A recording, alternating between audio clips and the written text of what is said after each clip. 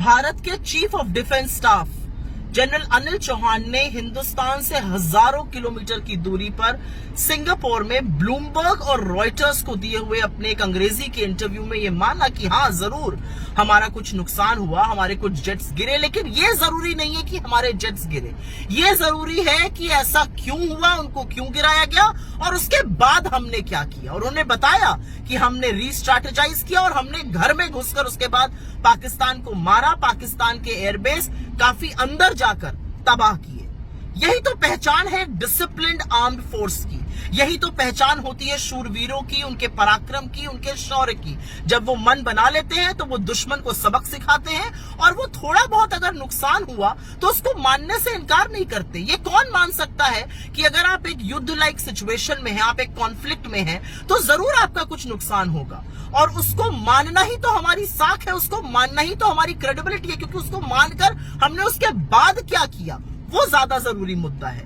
लेकिन सरकार उस पर लीपापोती क्यों कर रही है? नरेंद्र मोदी क्या छुपाने की कोशिश कर रहे हैं? ये अपने आप में संशय पैदा करता है, क्योंकि ना वो सिर्फ देश को भ्रमित कर रहे हैं, वो असल में सेना के मनोबल को कमजोर कर रहे हैं। उस सेना के मनोबल को जिसने पाकिस्तान को नाको चने चबा दिए, और आप उनके इतने बड़े कीर्तिमान को छुपा छुपाई खेलकर, लीपापोती कर कहीं ना कहीं उनका मनोबल तोड़ रहे हैं। एक और बात, आज जब जनरल चौहान ने ये बड़ी बात बोली तो उन्होंने डिसिप्लिन आर्म फोर्स की तरह बात करी, लेकिन बीजेपी का जो इकोसिस्टम है, जो दो रुपल्ली के ट्रोल हैं, वो खड़े हो गए ये कहने के लिए कि ऐसा करके CDS chief of defence staff ने नैरेटिव खराब कर दिया है। अब वो समझाएंगे कि चीफ ऑफ डिफेंस स्टाफ कब, कहां, कैसे, क्या बोलेगा। ये वही लोग हैं जो विक्रम मिस्री के पीछे पड़ गए थे, उनकी बेटी को नहीं बख्शा था, और अब ये जनरल चौहान के पीछे पड़ गए।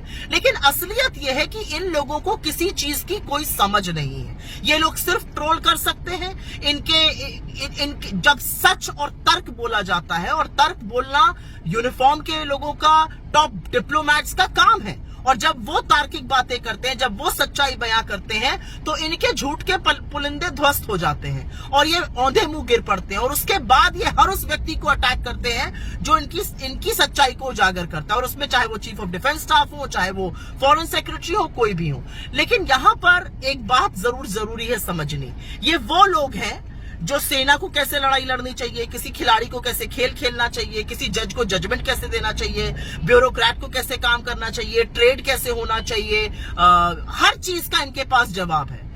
असल में ये कुछ नहीं जानते, कुछ नहीं समझते हैं, और ये हर उस व्यक्ति के ऊपर आक्रमण करने को तैयार है जो इनके झूठ के पुलिंदे को ध्वस्त करता है। और यही काम आज ये हमारे चीफ ऑफ डिफेंस स्टाफ के साथ कर रहे थे। लेकिन सवाल आज इस बात का है कि जो बात चीफ ऑफ डिफेंस स्टाफ ने सिंगापुर के एक इंग्लिश इंटरव्यू में कही, क्या वो बात रक्षा मंत्री और प्रधानमंत्री इस देश को, इस देश के सदन को, इस ऑल पार्टी मीटिंग में नहीं कह सकते थे? दो मीटिंग हो गई, वहां पर कुछ नहीं बताया गया। संसद के विशेष सत्र की डिमांड लगातार उठ रही है। जो बात आज चीफ ऑफ डिफेंस स्टाफ ने कही है, इसी बात का मुद्दा तो राहुल गांधी जी ने उठाया था, और इसी बात का मुद्दा विपक्ष ने उठाया, और आपने देशद्रोही को का कगार दे दिया। दिक्कत की बात यह है कि लोकतंत्र में छुपाया नहीं जाता है। लोकतंत्र में शूरवीर सच बताते हैं, और उस सच के बाद हमने हौसला और हिम्मत रख के क्या किया ये भी बयां करते हैं। ये काम चीफ ऑफ डिफेंस स्टाफ ने किया है, लेकिन नरेंद्र मोदी कुछ तो छुपाने की कोशिश कर रहे हैं। वो क्यों कर रहे हैं इसका जवाब सिर्फ वो दे सकते हैं, लेकिन इस प्रोसेस में वो सेना के मनोबल के साथ और इस देश के विश्वास के साथ जरूर खिलवाड़ कर रहे हैं।